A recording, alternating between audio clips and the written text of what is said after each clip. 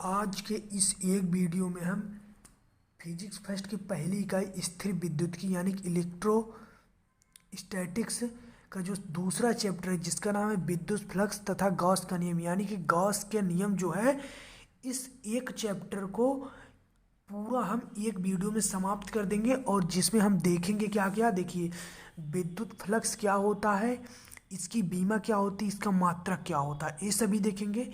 Gauss का नियम क्या होता है, गॉस के नियम की उत्पत्ति कूलॉम के नियम की सहायता से कैसे होता है, इसे भी देखेंगे। गॉस के अनुप्रयोग को भी देखेंगे, 5 अनुप्रयोग हैं, पांचों अनुप्रयोग को देखेंगे और सभी अनुप्रयोग को बहुत आसानी के साथ हम समझ लेंगे क्योंकि सभी अनुप्रयोग एक दूसरे से अटैच हैं। इसके बाद देखिए महत्वपूर्ण बहुविकल्पी प्रश्न देखेंगे जो आपके बोर्ड एग्जाम में पूछे गए हैं, साथ ही देखेंगे आंकिक प्रश्न। तो चलिए वीडियो को हम अपने शुरू करते हैं बिना टाइम वेस्ट किए।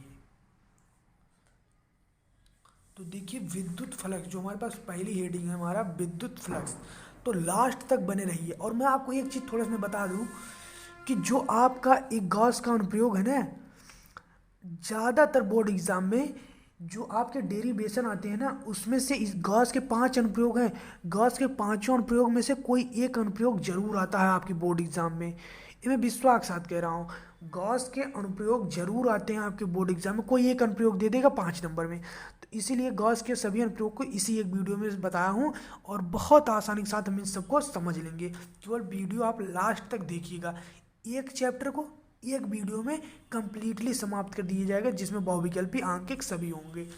तो देखिए पहला टॉपिक हमारा क्या है, विद्युत फ्लक्स क्या होता है। पहला टॉपिक क्या है, विद्युत फ्लक्स, जिसे इंग्लिश में हम कहते हैं इलेक्ट्रिक फ्लक्स, या होता क्या है। तो देखिए इसका मतलब ऐसा है, तो पहले हम इसके डेफिनेशन को पढ़ लेते हैं, इसके बाद हम इसे समझेंगे जिसे हमें रटना ना पड़े। देखिए क्या है, विद्युत क्षेत्र में स्थित किसी काल्पनिक पृष्ठ से होकर गुजरने वाली विद्युत बल रेखाओं की संख्या की माप को उस पृष्ठ से बद्ध विद्युत फ्लक्स कहते हैं और इसे फाई ई से व्यक्त करते हैं। यानी कि क्या कह रहा है, विद्युत क्षेत्र में कोई काल्पनिक रेखाएं स्थित होंगी, उस काल्पनिक जैसे विद्युत क्षेत्र है, उस विद्युत क्षेत्र से जिस काल्पनिक पृष्ठ से विद्युत बल रेखाएं गुजरती हैं उनकी संख्याओं की माप को ही विद्युत फ्लक्स कहते हैं। देखिए इसे समझेंगे हम कैसे,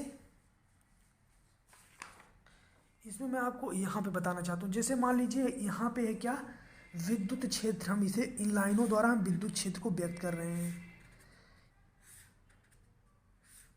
इन लाइनों द्वारा हम विद्युत क्षेत्र को व्यक्त कर दिए। और इसमें क्या कह रहा है, देखिए कि विद्युत क्षेत्र में स्थित किसी काल्पनिक पृष्ठ, हम इसमें एक काल्पनिक पृष्ठ मान लेते हैं, रुक जाइए एक मिनट।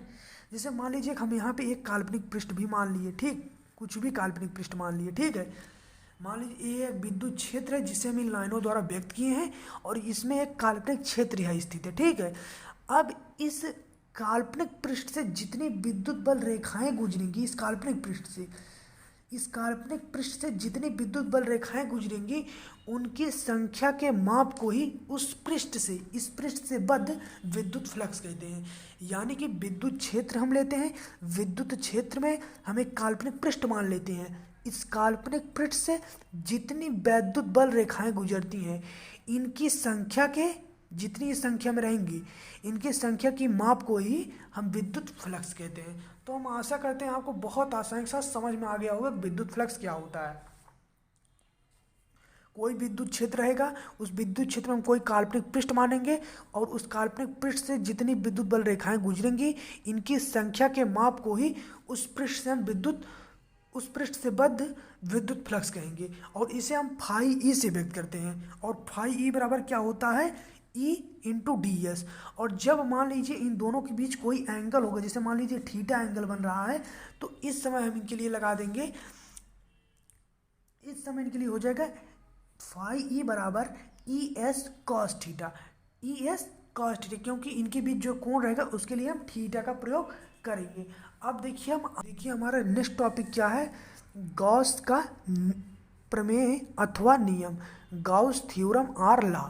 तो देखिए होता क्या है, तो मैं बता दे रहा हूँ, आप बहुत आसानी के साथ गॉस का नियम समझ जाएंगे। और इस नियम को समझने के साथ मैं 2-3 पॉइंट यहाँ पे आपको बताऊंगा। यदि आप इसे आप समझ लिए ना, तो जब आप गॉस का अनुप्रयोग करेंगे, जैसे कि मैं बताया, आपको बहुत आसानी के साथ याद हो जाएगा गॉस का अनुप्रयोग, क्योंकि ये जो 2-3 पॉइंट है ना, ये आपके लिए बहुत ज़्यादा इंपॉर्टेंट हो जाएंगे। तो देखिए क्या है कि किसी बंद पृष्ठ से गुजरने वाला कुल विद्युत फ्लक्स उसके अंदर उपस्थित कुल आवेश का 1/ε गुना होता है। जहाँ एप्सिलॉन जो है, इसे निर्वात कह सकते हैं या फिर वायु की विद्युतशीलता है। इसका मतलब समझिए क्या है। ये क्या कह रहा है, जैसे मान लीजिए हम यहाँ पे एक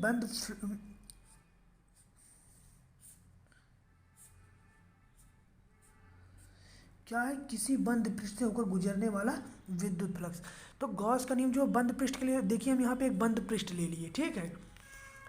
अब इस बंद पृष्ठ से जितना वैद्युत फ्लक्स, जिस वैद्युत फ्लक्स को क्या कहते हैं, फाई, तो इस बंद पृष्ठ से जितना वैद्युत फ्लक्स गुजरेगा, जैसे मान लीजिए 2 वैद्युत फ्लक्स गुजरा, ठीक है, और इस पृष्ठ के अंदर क्यू आवेश है, तो जो अब विद्युत फ्लक्स बराबर होगा वो Q/ε गुना होगा। मतलब क्या है, इसके समझिए कि वैद्युत फ्लक्स क्या होगा। विद्युत फ्लक्स मान कैसे ज्ञात करेंगे, इस पृष्ठ के अंदर जैसे जितने आवेश रहेंगे उसमें जो है 1/ε का गुणा कर देंगे, क्योंकि उसमें उपस्थित कुल आवेश का 1/ε गुना होता है। तो जैसे मान लीजिए यदि इस बंद पृष्ठ में Q² आवेश है, तो विद्युत फ्लक्स बराबर क्या होगा, विद्युत फ्लक्स बराबर होगा फाई बराबर जितने आवेश रहेंगे उसे हम लिखेंगे Q², और इसमें 1/ε का गुणा कर देंगे, क्योंकि जैसे अभी मैं कहूँ कि 2 गुना है, तो जब 2 गुना कहते हैं तो हम 2 से गुणा करते हैं, और यहाँ क्या कह रहा है, 1/ε गुना है, तो इसमें क्या करेंगे, 1/ε का गुणा करेंगे। किसमें, क्या कह रहा है कि किसी बंद पृष्ठ से गुजरने वाला कुल विद्युत फ्लक्स, क्या, फाई ई, कुल विद्युत फ्लक्स उसके अंदर मतलब पृष्ठ के अंदर उपस्थित कुल आवेश का 1/ε गुना होता है। यानी कि इस पृष्ठ के अंदर जितने भी आवेश रहेंगे उसका 1/ε गुना होता है, कौन, विद्युत फ्लक्स। आशा करते हैं आप बहुत अच्छे से समझ गए होंगे। एक बार मैं फिर आपको बता दे रहा हूँ। जैसे मान लीजिए कोई एक बंद पृष्ठ आप ले लेंगे, इस बंद पृष्ठ के अंदर जितने आवेश रहेंगे, विद्युत फ्लक्स जो होता है इस बंद पृष्ठ के अंदर जितने आवेश रहेंगे उसका 1/ε होता है। यदि इसके अंदर 2 आवेश हैं प्लस क्यू, तो 2 आवेश का 1/ε गुना होता है। अब चलिए जो 2-3 पॉइंट मैं आपको बताया था उसे मैं आपको बता दूं। तो देखिए यहाँ पे हम क्या लिखेंगे कि जो विद्युत फ्लक्स होता है वो किसी पृष्ठ के अंदर उपस्थित, किसी बंद पृष्ठ के अंदर उपस्थित कुल आवेश का 1/ε गुना होता है। तो देखिए हम मान लेते हैं कोई एक पृष्ठ जिसके अंदर क्यू आवेश है, तो वह कितना होगा, 1/ε गुना। तो फाई बराबर क्या होगा, Q/ε, जहाँ एप्सिलॉन क्या है, निर्वात या वायु की विद्युतशीलता है।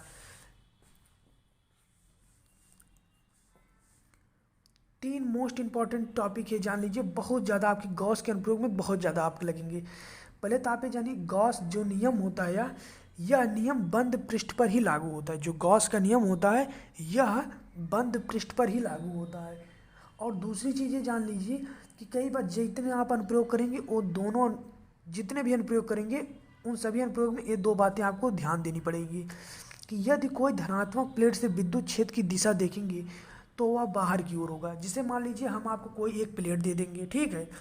जैसे मान लीजिए कोई आपके पास 2 प्लेट रहेंगी, यहाँ पे ना एक प्लेट पे धनावेशित रहेगा और एक प्लेट ऋण आवेशित रहेगा। और मैं कहूँगा यदि आपसे बताइए दिशा क्या होगी विद्युत क्षेत्र की, तो जो धनात्मक प्लेट रहेगा उस धनात्मक प्लेट से विद्युत क्षेत्र की दिशा जो होती है प्लेट से बाहर की ओर होती है। यानी कि जो ये धनात्मक प्लेट इस तरीके से, तो जो विद्युत क्षेत्र होगा वो बाहर की ओर होगा, ठीक है। और दूसरी चीज़ क्या है, देखिए, यदि ऋणात्मक प्लेट है और यदि प्लेट जो है, यदि यहाँ लिख दीजिएगा, यदि प्लेट ऋणात्मक है, या आप ऐसे भी लिख सकते हैं कि यदि ऋणात्मक प्लेट है तो जो विद्युत क्षेत्र की दिशा होती है वो प्लेट की ओर होगी। यानी कि यदि धनात्मक है तो विद्युत क्षेत्र की दिशा प्लेट से बाहर की ओर होगी, ठीक है। और यदि ऋणात्मक प्लेट है तो प्लेट की ओर ही होगी। तो विद्युत गॉस का नियम क्या था, और गॉस के नियम से रिलेटेड 3 महत्वपूर्ण पॉइंट जान लीजिए, मोस्ट इम्पॉर्टेंट, क्योंकि सभी अनुप्रयोग में लगेंगे और मैं आपको दिखाऊंगा कि देखिए इस अनुप्रयोग में इसका कितना ज़्यादा यूज हुआ है। तो इन्हें आप याद कर लीजिए, अब आगे आपको इन सभी का काम आएगा। अब चलिए हम चलते हैं अपने आगे के टॉपिक पे कि इसके लिए कूलाम के नियम की उत्पत्ति। तो अब हम चलते हैं गॉस के नियम की उत्पत्ति किसके नियम की सहायता से, कूलाम के नियम। कूलाम के नियम की सहायता से हम गॉस के नियम की उत्पत्ति कर देखेंगे। पटाखे कुछ लोग दगा रहे हैं, दीपावली समाप्त हो गई उसके बाद भी, लेकिन आप डिस्टर्ब मत होइएगा, इसमें बहुत ज़्यादा आप केवल शांति में पढ़िए, ज़्यादा मतलब इधर उधर नहीं। अब आप देखिए जो गॉस के नियम की उत्पत्ति है, इसे हम एक डायग्राम जब तक नहीं समझेंगे तब तक हम इसे नहीं समझ सकते। तो जितने अच्छे से आप डायग्राम को समझेंगे उतना ही सरल आपके लिए डेरिवेशन को बना देंगे। जितने अच्छे से डायग्राम को समझेंगे उतना अच्छा आपके लिए डेरिवेशन होगा। तो पहले आपको मैं डायग्राम बना दे रहा हूँ, इसके बाद समझाते मिलते हैं, क्योंकि वॉइस हो रही है। भाई साहब आपका डायग्राम ये वाला गड़बड़ बन गया। यहाँ पे देखिए हम बंद पृष्ठ लेते हैं। अब देखिए जैसे मैं वीडियो को चालू कर रहा था तुरंत पटाखे दग जा रहे थे, लेकिन अब शांत है। तो देखिए यहाँ पे एक बंद पृष्ठ हम ले लेते हैं, इस बंद पृष्ठ का नाम है यस। अब यहाँ पे एक कोई बिंदु O है मान लीजिए, और इस बिंदु O पर प्लस Q आवेश है। बंद पृष्ठ S लेते हैं, इसमें कोई इसके बीच में एक बिंदु O मानते हैं और बिंदु O पर प्लस Q आवेश स्थित है, ठीक है। अब इस प्लस Q आवेश स्थित है, अब प्लस Q आवेश से R दूरी पर, प्लस Q आवेश से R दूरी पर यहाँ पे एक बिंदु P है, मान लेते हैं हम यहाँ पे एक बिंदु क्या है, प्लस Q आवेश से R दूरी पर एक बिंदु P है। प्लस Q जो बिंदु O है, बिंदु O पे प्लस Q आवेश है और बिंदु O से R दूरी पर स्थित एक बिंदु P है, और बिंदु P के परितः एक अल्पांश हम ds ले लेते हैं। इस बिंदु P के परितः हम एक अल्पांश ds ले ले, इस बिंदु P के परितः एक अल्पांश ds हम ले लेते हैं। रुक जाइए चल नहीं रहा है इसलिए हम दूसरा ले लेते हैं। एक अल्पांश ds ले लेते हैं और अल्पांश ds ले लेते हैं और एक विद्युत क्षेत्र की दिशा इस साइड है, ठीक है। इसे आप समझिए हम एक बंद पृष्ठ लेते हैं, बंद पृष्ठ के अंदर एक बिंदु O है, बिंदु O पर प्लस Q आवेश है, बिंदु O से R दूरी पर स्थित एक बिंदु P है, बिंदु P के परितः अल्पांश ds है और इसके उसी दिशा में विद्युत क्षेत्र जो है E है। अब देखिए हम आगे चलते हैं। तो देखिए मैं यहाँ डेरिवेशन करके रखा हूँ, तो मैं इसे आपको समझा दूंगा जिससे आपको ज़्यादा समय ना लगे और आपके अनुप्रयोग भी इसी पैटर्न पे आधारित रहेंगे। देखिए क्या है, कैसे लिखेंगे हम कि माना कोई बिंदु आवेश प्लस Q जो है बंद पृष्ठ S के अंदर किसी बिंदु O पर स्थित है। जैसा कभी आपको मैंने बताया, इस पृष्ठ पर कोई बिंदु P है, इस पृष्ठ पर कोई बिंदु P है जो बिंदु O से R दूरी पर स्थित है। जैसे कभी हमने बताया कि यहाँ पे क्या कह रहा है कि इस पृष्ठ पर कोई बिंदु P है। देखिए क्या है, इस पृष्ठ पर कोई बिंदु P है जो बिंदु O से R दूरी पर है। बिंदु P के परितः एक अल्पांश ds है जिसके संगत क्षेत्रफल सदिश ds है, ठीक है। इस डायग्राम को आप ज़्यादा ध्यान मत दीजिएगा, इस पे आप ज़्यादा फोकस करिए। तो अब देखिए हम क्या करते हैं कि इस प्लस Q जो आवेश है, इस प्लस Q आवेश के कारण बिंदु O पर विद्युत क्षेत्र निकालेंगे कि इस प्लस Q आवेश के कारण बिंदु O पर विद्युत क्षेत्र कितना है। तो जब हम इस प्लस Q आवेश के कारण बिंदु O पर विद्युत क्षेत्र निकालेंगे तो E बराबर हो जाएगा 1/4πε0 इंटू Q/r²। किसके अनुदिश, OP के अनुदिश में हो जाएगा। E इक्वल टू क्या हो जाएगा, 1/4πε0 इंटू Q/r², OP के अनुदिश हो जाएगा, ठीक है। अब देखिए OP के अनुदिश रहेगा और विद्युत क्षेत्र हमें कितना प्राप्त हुआ, A प्राप्त हुआ। अब आगे देखिए क्या होता है, यदि विद्युत क्षेत्र E तथा क्षेत्रफल सदिश ds के साथ थीटा कोण निर्मित करता है तो अल्पांश ds से गुजरने वाला विद्युत फ्लक्स। इसका कहने का मतलब ये है कि ये जो मतलब अल्पांश क्षेत्रफल है जिसे हम ds कहे हैं, यदि यह ds इस विद्युत क्षेत्र के साथ थीटा कोण निर्मित करे। यानी कि जो ds है अल्पांश क्षेत्रफल, इस विद्युत क्षेत्र के साथ यदि थीटा कोण निर्मित करे, थीटा कोण निर्मित करे तो थीटा कोण निर्मित करे तो अल्पांश, यानी कि जो अल्पांश क्षेत्रफल है उस ds से गुजरने वाला विद्युत फ्लक्स कितना होगा। ये जो पूरा पृष्ठ है, इस पूरे पृष्ठ का जो अल्पांश ds हम लिए हैं, इस अल्पांश क्षेत्रफल से कितना विद्युत फ्लक्स निकलेगा। तो देखिए जब हम अल्पांश के लिए बात करते हैं तो देखिए d लग जाता है, तो क्या हो जाएगा, विद्युत फ्लक्स की बात कर रहे हैं तो डी फाई ई बराबर क्या हो जाएगा, integration vector E into vector D S. और हम जानते हैं वेक्टर ए वेक्टर बी बराबर क्या होता है, ए बी कॉस थीटा, या ए बी कॉस थीटा या कॉस थीटा ए बी, तो ए बी कॉस थीटा। तो इसके जगह हम क्या रख देंगे, यहाँ पे देखिए नहीं लिखे थे, E A cos theta, E A cos theta D phi E बराबर, तो देखिए क्या हो जाएगा, डी फाई ई बराबर E D S cos theta. यहाँ पे डी एस है तो इसलिए यहाँ डी एस लगेगा, तो E D S cos theta हो जाएगा। अब देखिए जो ई बराबर यहाँ पे प्राप्त हुआ है उस क्या लिखा है, समीकरण एक से, मतलब समीकरण एक से ई का मान रखने पर इसमें, तो देखिए जो यहाँ पे ई बराबर हमें प्राप्त हुआ है इसका मान हम इसमें रखेंगे। तो ई बराबर जब इसका मान हम देखिए रख देंगे तो क्या प्राप्त हो जाएगा, तो ई बराबर जब हम क्या रखेंगे 1/4πε0 into Q upon R square, और इसके बाद जैसा है डी एस कॉस थीटा, तो देखिए डी एस कॉस थीटा हम इसे वैसे कर दिए। अब देखिए क्या होता है कि Q को हम इस साइड लाए तो Q अपान 4πε0 हो गया, और D S cos theta upon R square, ए हो गया समीकरण 2। अब देखिए हम क्या करते हैं, यहीं से आपके मतलब पूरा क्वेश्चन बदल जाएगा, और अब आपका लगभग लगभग में आ गया है आंसर। कह रहा अल्पांश क्षेत्रफल ds द्वारा ओ पर आंतरिक कोण यदि डी ओमेगा हो, अल्पांश क्षेत्रफल ds द्वारा ओ पर आंतरिक कोण डी ओमेगा हो। इससे कहने का मतलब ये है कि जो अल्पांश क्षेत्रफल है यदि इसके द्वारा ओ पर आंतरिक कोण क्या हो, डी ओमेगा हो, यदि इस अल्पांश क्षेत्रफल द्वारा बिंदु ओ पर आंतरिक कोण क्या हो, डी ओमेगा हो, तो यदि इस अल्पांश क्षेत्रफल द्वारा बिंदु ओ पर आंतरिक कोण क्या हो, डी ओमेगा हो, तो देखिए क्या होगा, तो डी ओमेगा जब होगा तो D S cos theta upon R square, ये किसके बराबर हो जाएगा, डी ओमेगा के। तो D S cos theta upon R square जो है ये हो जाएगा डी ओमेगा के बराबर। अब देखिए तो हम क्या कर देंगे, तो हम लिख देंगे डी फाई ई बराबर, आगे की इसके आगे देखिए डी फाई ई बराबर क्या हो जाएगा, क्यू अपान 4πε0 इंटू इतने की जगह पर हम क्या रख देंगे, ओमेगा, डी ओमेगा, क्योंकि ई इतना जो है डी ओमेगा के बराबर है। अब आप आगे देखिए, अब देखिए इतना हम लिख दिए ना, ये तो हमें क्या मिल गया, ठीक, ये हमें मतलब अल्पांश क्षेत्रफल, यानी कि जो उसका अल्पांश क्षेत्रफल है उससे इतना विद्युत फ्लक्स निकल रहा है।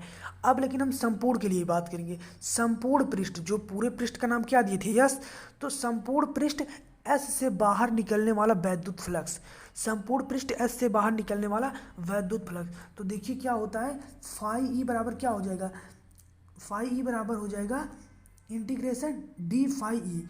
अब पूरे के लिए बात कर रहे हैं, अब देखिए यहाँ पे डी नहीं लगेगा, अब यहाँ पे पूरे के लिए जब बात करें तो डी हट गया। अब देखिए इसका हम कर देंगे समाकलन, जो हमें यहाँ पे प्राप्त हुआ है इसका हम करेंगे समाकलन, क्योंकि ये छोटा प्राप्त हुआ है, अल्पांश क्षेत्रफल के लिए प्राप्त हुआ है, और जब हम पूरे के क्षेत्रफल के लिए ज्ञात करेंगे तो इस अल्पांश क्षेत्रफल का हम समाकलन कर देंगे। तो देखिए जो अल्पांश क्षेत्रफल, इसका हम जब समाकलन करेंगे तो इसके लिए हमें पहले इसके मान को रखना पड़ेगा, क्यू अपान 4πε इंटू डी ओमेगा, यह एक कांस्टेंट है, इसे हम बाहर कर लिए। डी ओमेगा का हम इंटीग्रेशन जब करेंगे तो हम जानते हैं डी ओमेगा जो होता है इसका मान होता है 4π, तो 4π से 4π कट जाएगा और क्या बच जाएगा यहाँ, क्यू अपान एप्सिलॉन। यही होता है गॉस का प्रमेय। तो आशा करते हैं आप अच्छे समझ गए होंगे। इसके डायग्राम को भैया जितना अच्छे समझोगे ना आपके लिए उतना ज़्यादा सरल है, हमें तो समझाना था तो इसीलिए थोड़ा ज़्यादा समय लिए। अब हम अपने आगे के टॉपिक पे चलते हैं कि गॉस का प्रथम अनुप्रयोग क्या है। तो हम आ गए हैं अब गॉस के प्रथम अनुप्रयोग पर। तो अब हम देखेंगे गॉस के प्रथम अनुप्रयोग के बारे में। तो देखिए जो गॉस का प्रथम अनुप्रयोग होता है इसके लिए जो व्यंजक होता है वह होता है E = 1/4πε0 इंटू 2 लैम्डा अपान में R होता है। ये होता है गॉस के प्रथम अनुप्रयोग के लिए व्यंजक। इसी व्यंजक को हम प्राप्त करेंगे। अब देखिए हम चलते हैं अपने टॉपिक पे। तो देखिए पहला अनुप्रयोग क्या है, अनंत विस्तार के रेखीय आवेश के कारण विद्युत क्षेत्र की तीव्रता, यानी कि अनंत विस्तार का कोई रेखीय आवेश होगा उसके कारण हमें विद्युत क्षेत्र की तीव्रता ज्ञात करनी है। तो देखिए कैसे हम ज्ञात करेंगे। इसके लिए हमने आपको पहले बताया डायग्राम। डायग्राम, केवल डायग्राम को आप अच्छे से समझिए, बाकी बहुत सरल है। इसमें देखिए क्या होता है, हम एक अनंत लंबाई का तार ले लेते हैं।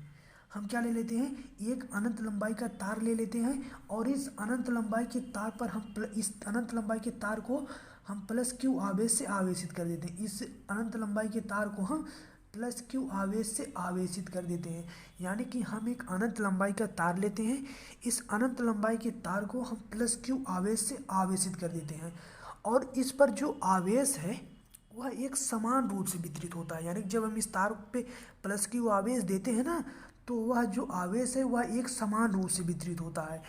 और इस तार से आर दूरी पर स्थित एक बिंदु हम पी ले लेते हैं। इस तार से आर दूरी पर स्थित एक बिंदु हम पी ले लेते हैं, जो कि हम यहाँ पे लिए हैं, बाकी दूरी तो समान ही है। तो आर दूरी पर हमने एक बिंदु पी ले लिया, और बिंदु पी पर ही हमने एक अल्पांश डी एस मान लिया, एक अल्पांश क्षेत्रफल मान लिया, जिसे हमने डी एस नाम दिया। ठीक है। अब देखिए, इस प्लस क्यू आवेश के कारण जो विद्युत क्षेत्र की दिशा होगी वो बाहर की ओर होगी। हमने गॉस के अनुप्रयोग में, आपको गॉस के नियम में बताया था कि जो धनात्मक प्लेट से जब हम विद्युत क्षेत्र की दिशा देखेंगे तो उसमें की जो दिशा होती है वो बाहर की ओर होती है। तो यदि आप गॉस का नियम नहीं देखे हो तो जरूर देख लें, क्योंकि सभी कॉन्सेप्ट जो अनुप्रयोग पे आधारित हैं, जितने भी वो हमने उसमें बताए थे, 3 ही कॉन्सेप्ट हैं, उससे भी बता दिया था। तो उसे छोड़िए बात। तो इस प्लस के आवेश के कारण जो विद्युत क्षेत्र की दिशा होगी वह बाहर की ओर होगी, और जो बिंदु ओ प्लस जो इस अनंत लंबाई की क्षण है, इससे आर दूरी पर एक बिंदु पी है। बिंदु पी पर हमने एक अल्पांश डी एस ले लिया है। प्लस क्यू आवेश कारण विद्युत क्षेत्र की दिशा जो है बाहर की ओर होगी, और जो यह पी है यह इसके वक्रीय पृष्ठ पर स्थित है, और जो यह है यह वृत्तीय पृष्ठ पर स्थित है। तो एक चीज अब जान लीजिए आप। अब देखिए, जब एक बार हम इससे विद्युत क्षेत्र की दिशा निकालेंगे और एक बार इससे निकालेंगे, तो देखिए क्या होता है कि इस एक बार आप इसे समझिए, इसमें विद्युत क्षेत्र की दिशा किस साइड है, विद्युत क्षेत्र की दिशा इस साइड है, बाहर की ओर है, और जो अल्पांश डी एस है इसकी भी दिशा इसी साइड है। तो इन दोनों की दिशा बराबर होने के कारण जो इनके बीच में, मतलब विद्युत क्षेत्र और अल्पांश डी एस के बीच में जो कोण बनता है वह बनता है 0 अंश। क्यों बनता है, क्योंकि भाई डी एस का और विद्युत क्षेत्र ई दोनों की दिशा एक ही दिशा में है, इसीलिए इनके बीच में जो समान दिशा है तो इनके बीच में जो कोण बनेगा वह 0 बनेगा। और जब हम इसके वृत्तीय पृष्ठ यानी कि बिंदु P डैश पर देखते हैं विद्युत क्षेत्र और अल्पांश ds की दिशा, तो देखिए इनमें विद्युत क्षेत्र की दिशा तो इस साइड है, लेकिन जो अल्पांश क्षेत्रफल की दिशा है वो लंबवत है। ठीक है। और इनके बीच में जो कोण बनता है, इनके बीच में जो कोण बनेगा वो देखिए कोण बनता है 90 अंश। ठीक है। तो इनमें जो बनता है कोण 90 अंश, और यहाँ पे जो कोण बनता है वह 0 अंश।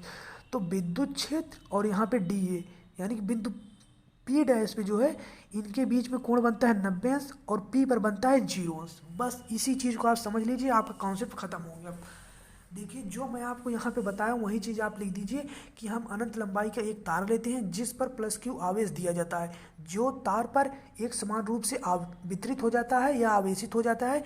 इससे आर दूरी पर एक बेलनाकार गॉसियन पृष्ठ की परिकल्पना करते हैं।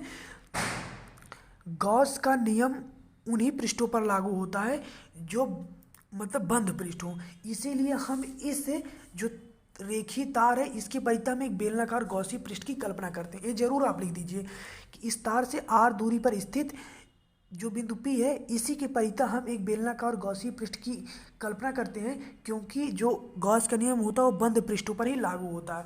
इसके बाद देखिए, इस पृष्ठ को हम 3 भागों में बांट देते हैं। एक देखिए ये इसका वृत्तीय पृष्ठ है और यह दोनों इसका वक्रीय पृष्ठ है। अब देखिए हम आगे चलते हैं। तो एक बार विद्युत क्षेत्र हम विद्युत फ्लक्स की इस यहाँ पे निकालेंगे बिंदु P पर, एक बार विद्युत फ्लक्स यहाँ पे निकालेंगे। तो देखिए होता क्या है, मैं पहले से लिख दिया हूँ इसलिए जिससे आपका समय बच जाए। अब देखिए आगे चलते हैं हम। अतः बिंदु P पर स्थित क्षेत्रफल अवयव dA, अतः बिंदु P पर स्थित क्षेत्रफल अवयव, यहाँ ब्रैकेट में आप लिख सकते हैं dA से गुजरने वाला विद्युत फ्लक्स। तो देखिए जो बिंदु P पर हम निकालेंगे जब विद्युत फ्लक्स, तो अल्पांश के लिए निकाल रहे हैं तो इसीलिए d phi p हो जाएगा, d phi p। तो d phi p बराबर क्या हो जाएगा, E dA। और ई डी ए जब इस वेक्टर का सिंबल हट जाएगा, जब बताएं वेक्टर ए वेक्टर बी बराबर क्या होता है, जब हट जाता है तो ए बी कॉस थीटा हो जाता है। तो जब ये दोनों हट जाएगा तो क्या हो जाएगा, E D A cos theta. अब देखिए थीटा इक्वल टू क्या होता है, 0 अंश, क्योंकि दोनों की दिशा बिंदु पी पर समान है। तो 0 अंश जब रखेंगे तो कॉस 0 अंश का मान होता है 1, तो क्या बच जाएगा ई डी ए। तो डी फाइव पी बराबर क्या हो जाएगा, ई डी ए। ठीक है, अब हम आगे चलते हैं। देखिए ये देखिए क्या है, अब हम देखेंगे कि वृत्तीय पृष्ठ पर उपस्थित बिंदु पी डैश पर स्थित क्षेत्रफल अवयव डी ए से गुजरने वाला वैद्युत फ्लक्स, यानी कि जो इसके वृत्तीय पृष्ठ पर उपस्थित जो बिंदु पी डैश था, आप इमेजिन करिए थोड़ा सा, जो इस तरीके से था। अब वहाँ पे जो अल्पांश क्षेत्रफल है डी ए, अब उस बिंदु पी डैश पे हम देखेंगे कितना वैद्युत फ्लक्स निकल रहा है। तो देखिए क्या हो जाएगा, डी फाइव पी डैश बराबर ई डी ए। जब ए हट जाएगा वेक्टर का सिंबल तो कॉस थीटा आ जाएगा, और उनके बीच में थीटा इक्वल टू 90 अंश है। तो जब कॉस थीटा 90 अंश का मान होता है 0, तो डी फाइव पी डैश बराबर पूरा हो जाएगा 0। अब देखिए ये तो हम अल्प के लिए देख रहे थे, अब देखिए संपूर्ण के लिए क्या होगा। संपूर्ण बेलनाकार गॉसियन पृष्ठ पर गुजरने वाला वैद्युत फ्लक्स, तो फाई ई बराबर क्या हो जाएगा, एक बार इंटीग्रेशन हम करेंगे डी फाइव पी का, और एक बार इंटीग्रेशन करेंगे डी फाइव पी डैश का। तो डी फाइव पी डैश का मान 0 आता है, तो इसीलिए हम इसे छोड़ देंगे, क्योंकि 0 को सॉल्व करने का मतलब ही कहाँ है, 0 आया खत्म, अब इसे यहीं छोड़ दिए। और यहाँ पे क्या बता, इंटीग्रेशन डी फाइव पी, और डी फाइव पी का मान कितना आया देख ली सकते हैं आप, D five P E D A मान आया है इसका, डी फाइव पी का मान कितना आया ई डी ए। तो देखिए यहाँ पे क्या हो जाएगा, यहाँ पे फाइव ई हो जाएगा ई, यहाँ पे देखिए यहाँ पे मान क्या है ई डी ए हो जाएगा, इंटीग्रेशन ई डी ए। तो इस ई को बाहर कर लेंगे और डी ए यहाँ पे रहेगा। तो देखिए उसी प्रकार से यहाँ डी ए है। अब आगे देखिए क्या होता है, अब देखिए आप यहाँ पे देखिए ई डी ए बाहर कर लिए हैं, एक मिनट आप देखिए ई बाहर कर लिए, डी ए बचा। अब डी ए का जो क्षेत्रफल होता है, इंटीग्रेशन जब आप क्षेत्रफल का निकालेंगे तो इसके जो बेलनाकार मतलब पृष्ठ के लिए होता है क्षेत्र, जो बेलनाकार पृष्ठ के लिए क्षेत्रफल होता है वो देखिए 2 पाई आर एल होता है। तो डी ए जो इसके क्षेत्रफल हो जाएगा 2 पाई आर एल हो जाएगा। तो क्या हो जाएगा, और फाई ई बराबर हम जानते हैं गॉस के नियम से, फाई ई बराबर क्या होता है क्यू अपान एप्सिलॉन। तो इस फाई की जगह हम क्या रख दिए, क्यू अपान एप्सिलॉन रख दिए, ई की जगह पे ई, और इसका जो मान होता है 2 पाई आर एल, तो देखिए 2 पाई आर एल रख दिए। अब हमें ई बराबर निकालना है, तो क्या हो जाएगा, इस ई बराबर निकालना, हम इस 2 पाई आर एल का भाग कर देंगे इसमें। तो देखिए क्यू अपान एप्सिलॉन हो जाएगा 1 अपान 2 पाई आर एल हो जाएगा, और यहाँ पे विद्युत क्षेत्र हो जाएगा। ठीक है, अब इस विद्युत क्षेत्र को यहाँ पे लाएंगे और क्या हो जाएगा 1 अपान 2 पाई R L into Q upon epsilon. इस विद्युत क्षेत्र को हम इस साइड लाए, और जैसे है उसी को इस साइड कर लिए, केवल मतलब बराबर में जो था, जो बराबर में उसे केवल कर दिए, ई को हम इस साइड कर दीजिए, और 1 अपान 4 पाई 1 अपान 2 एप्सिलॉन 1 अपान 2 पाई R L into Q upon epsilon, इसे हम एक साइड कर लिए। अब देखिए इसमें क्या होता है कि हम इसमें 2 से गुणा कर देंगे, और इसमें भी 2 से गुणा कर देंगे ऊपर नीचे। तो ऊपर नीचे जब 2 से गुणा कर देंगे तो क्या हो जाएगा 2 पाई आर एल हो जाएगा ना। अब देखते रहिए आप, ई बराबर क्या हो गया 2 अपान 4 पाई R L Q upon epsilon. तो देखिए हम एप्सिलॉन को इस साइड लेके चले जाएंगे, तो क्या हो जाएगा 4 पाई एप्सिलॉन आर, और जो एल है उसे हम यहाँ पे कर देंगे, तो क्या हो जाएगा क्यू अपान एल। और हम जानते हैं कि लैम्डा बराबर क्या होता है, हम जानते हैं लैम्डा बराबर होता है क्यू अपान एल। तो जो इस एल को यहाँ पे लाए थे क्यू अपान एल हुआ था, अब इसकी जगह पर हम क्या रख देंगे लैम्डा। तो देखिए अब इसके जगह जब हम लैम्डा रख देंगे तो यहाँ क्या बचेगा 2 अपान में 4 पाई एप्सिलॉन इंटू आर है। तो आर है, आर को हम ना लिख के यहाँ पे जो लेमडा आया है, यहाँ पे जो लेमडा है इस पूरे की जगह पे, इसके नीचे हम आर लिख देंगे। तो हमारा जो फार्मूला हमें सिद्ध करना तो हमें प्राप्त भी हो गया कि ई इक्वल टू क्या हो गया 2 अपान में 4 pi epsilon 0 into lambda upon R. तो यही था गॉस का प्रथम अनुप्रयोग। यदि अब वीडियो अच्छा लग गया हो तो लाइक कर देना, सब्सक्राइब कर देना चैनल को। मिलते हैं आगे दूसरे अनुप्रयोग में। अब हम देखते हैं गॉस का दूसरा अनुप्रयोग, जिसमें क्या होता है कि अनुप्रयोग दूसरे में क्या लाना है हमें, E equal to sigma upon में 2 पाई एप्सिलॉन।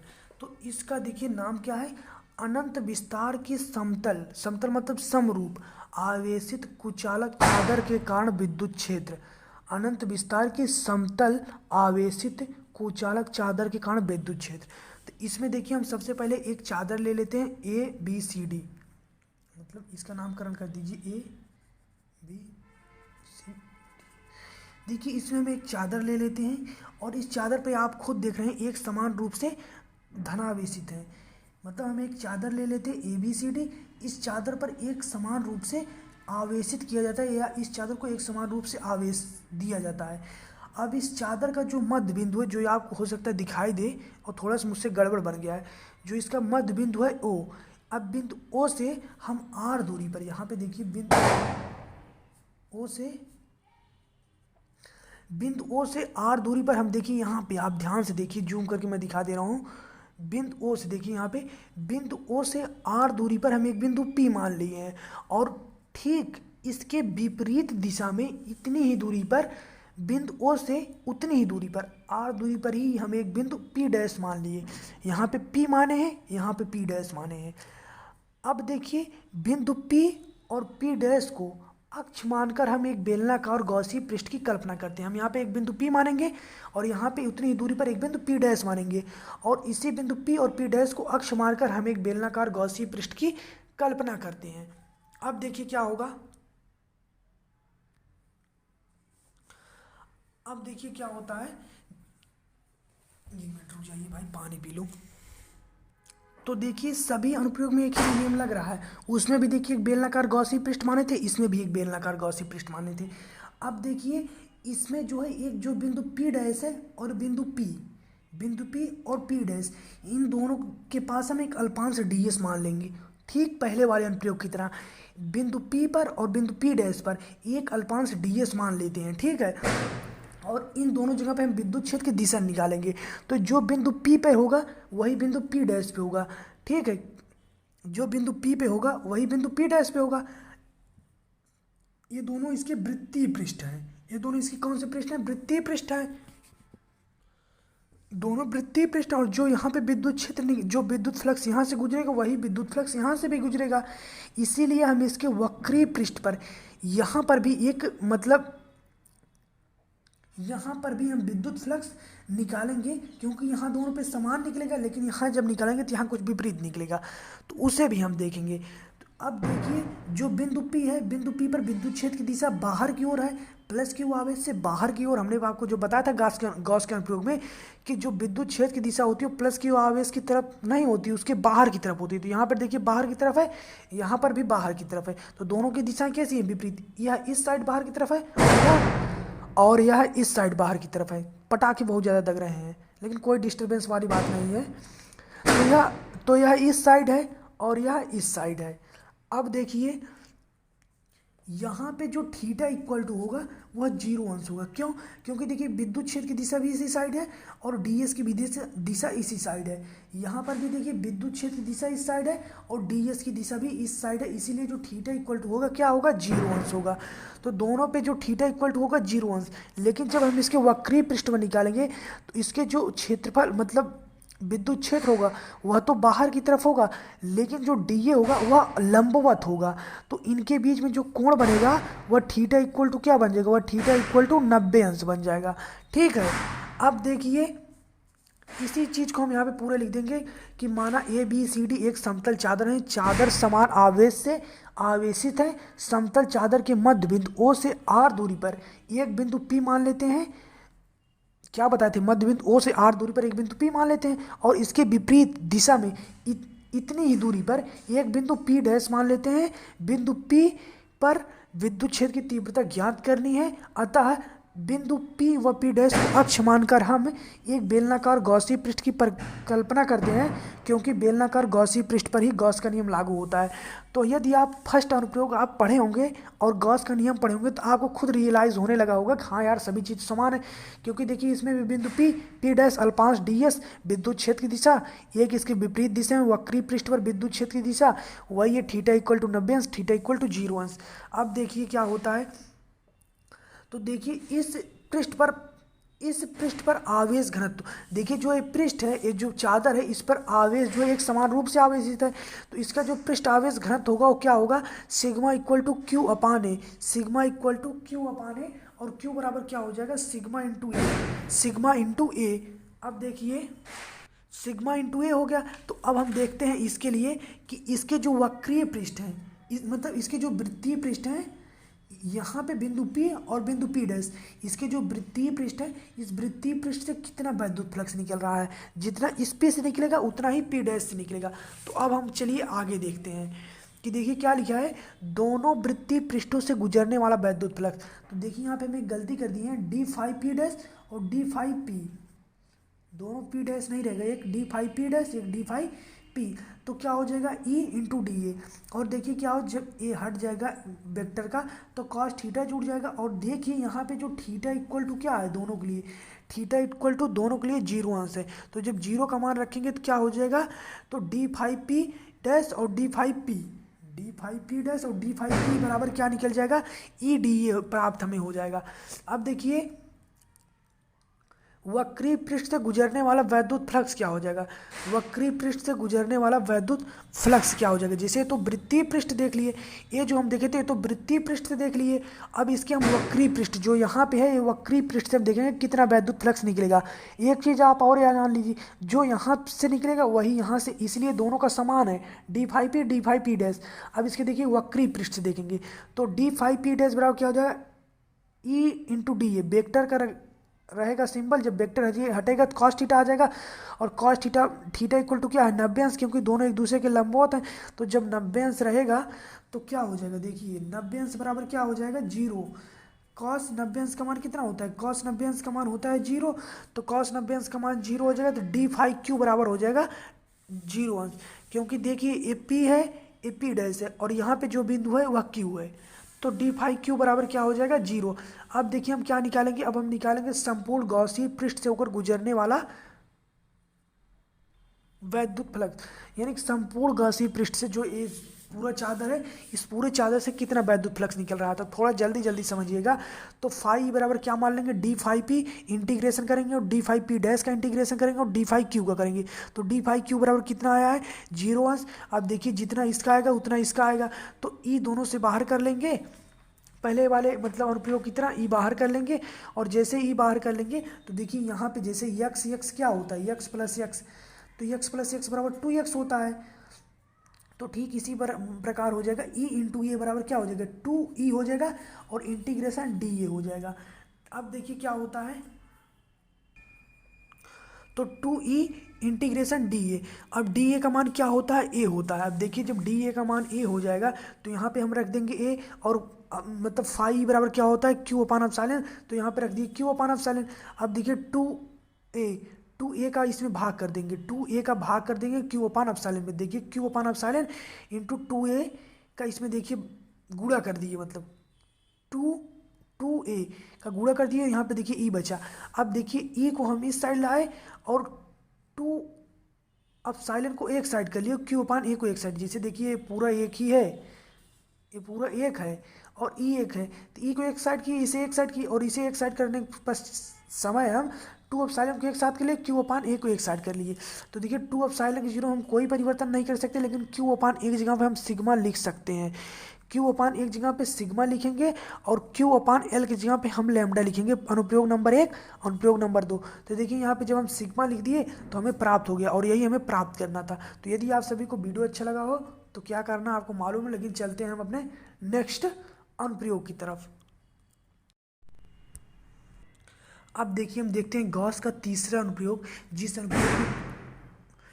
गॉस का तीसरा अनुप्रयोग जो है अनंत विस्तार की समतल चालक प्लेट के कारण वैद्युत क्षेत्र की तीव्रता, यानी कि एक अनंत विस्तार की समतल चालक प्लेट होगी और उसके कारण हमें वैद्युत क्षेत्र की तीव्रता निकालना होगा। तो जैसे मैं आपको बता देना चाहता हूँ, जैसे मान लीजिए आपके पास एक प्लेट है, ठीक है। इस प्लेट के देखिए दो सिरा है, एक ऊपरी वाला सिरा, एक निचला सिरा, यानी कि एक पहला प्लेट है, एक दूसरा प्लेट है। और जब हम इसे इस साइड कर देंगे तब भी इसके दो ही सिरे रहेंगे, एक बाह्य सिरा, एक निचला सिरा, या इसे कह सकते हैं बाह्य सिरा, निचला सिरा, या पहला प्लेट या दूसरा प्लेट। तो जिस तरीके से आप कह दीजिए। तो देखिए इसमें क्या होता है कि हम क्या ले लेते हैं, एक अनंत विस्तार में एक समान रूप से आवेशित चालक ले लेते हैं, ठीक है। और इसके बाह्य सिरे पर धनावेश से आवेशित किया जाता है। इस प्लेट को इसके बाह्य सिरे पर धनात्मक आवेश से आवेशित किया जाता है, और इस पर जो आवेश होता है ना वह एक समान रूप से वितरित होता है, ठीक है। और यहाँ पे जो पृष्ठ आवेश घनत्व होता है वह, जैसे हम जानते हैं कि जब कोई पृष्ठ होता है उसके लिए पृष्ठ आवेश घनत्व, जो जैसे मान लीजिए कोई पृष्ठ है, जब उस पृष्ठ पर एक समान रूप से आवेश आवेशित होता है तो वहाँ पे जो होता है पृष्ठ आवेश घनत्व सिग्मा होता है। फिलहाल हम यहाँ पे उसकी बात ज़्यादा नहीं करेंगे। तो देखिए जो प्लेट है ना, इस प्लेट से हम आर दूरी पर एक बिंदु पी मान लेते हैं। ये जो प्लेट है, इस प्लेट से हम आर दूरी पर एक बिंदु पी मान लेते हैं। और पहला प्लेट देखिए ये, इस पहले प्लेट के कारण बिंदु पी जो है, इस पहले प्लेट के कारण बिंदु पी पर उत्पन्न विद्युत क्षेत्र ई है, E1 है। इस पहले प्लेट के कारण बिंदु पी पर उत्पन्न विद्युत क्षेत्र की तीव्रता E1 है। और दूसरे प्लेट के कारण बिंदु P पर उत्पन्न विद्युत क्षेत्र की तीव्रता E2 है। पहले प्लेट के कारण बिंदु P पर उत्पन्न विद्युत क्षेत्र की तीव्रता E1 है। दूसरे प्लेट के कारण उत्पन्न विद्युत क्षेत्र की तीव्रता E2 है। तो आप समझ गए होंगे, जो पहला प्लेट है उसके कारण विद्युत क्षेत्र की तीव्रता E1 है, जो दूसरा प्लेट है उसके कारण विद्युत क्षेत्र की तीव्रता बिंदु P पर E2 है, और दोनों की दिशा बाहर की ओर होगी। ठीक है, अब जब E1 E2 संपूर्ण का विद्युत क्षेत्र दोनों का निकालेंगे तो अब बिंदु P पर E आएगा। E1 E2 का जब टोटल विद्युत क्षेत्र निकालेंगे तो E आएगा। तो देखिए जो थ्योरी मैं आपको समझाया हूँ वही थ्योरी आपको लिख देना है कि माना अनंत विस्तार की एक समान रूप से आवेशित चालक प्लेट लेते हैं जिसके बाएं सिरे पर हम धनात्मक आवेश देते हैं या धनावेशित आवेश है। ठीक है, और इस चालक प्लेट का जो पृष्ठ आवेश घनत्व है वह सिग्मा है। क्योंकि आप पहले चैप्टर में पढ़े होंगे कि यदि कोई प्लेट है, जैसे मान लीजिए, या कोई पृष्ठ है, जब उस पृष्ठ पर एक समान रूप से हम आवेशित देते हैं तो उसका जो पृष्ठ आवेश घनत्व होता है वह सिग्मा होता है। ठीक है, अब देखिए इस चालक में दो पृष्ठ हैं जैसा कि हमने आपको बताया, और चालक पृष्ठ से आर दूरी पर एक बिंदु P ले लेते हैं। बिंदु P पर ही हमें विद्युत क्षेत्र की तीव्रता ज्ञात करनी है। पहले, दूसरे, तीसरे में सब में बता रहे हैं कि बिंदु P पर ही विद्युत क्षेत्र की तीव्रता ज्ञात करनी है। अब देखिए क्या निकालेंगे। पहले प्लेट के कारण जो उत्पन्न विद्युत क्षेत्र की तीव्रता है E1 है, वह दूसरे प्लेट के कारण उत्पन्न विद्युत क्षेत्र की तीव्रता E2 है। दूसरे प्लेट के कारण उत्पन्न विद्युत क्षेत्र की तीव्रता क्या है? E2 है। पहले प्लेट के कारण उत्पन्न विद्युत क्षेत्र E1 है, दूसरे प्लेट के कारण उत्पन्न विद्युत क्षेत्र E2 है। अब हम देखते हैं आगे।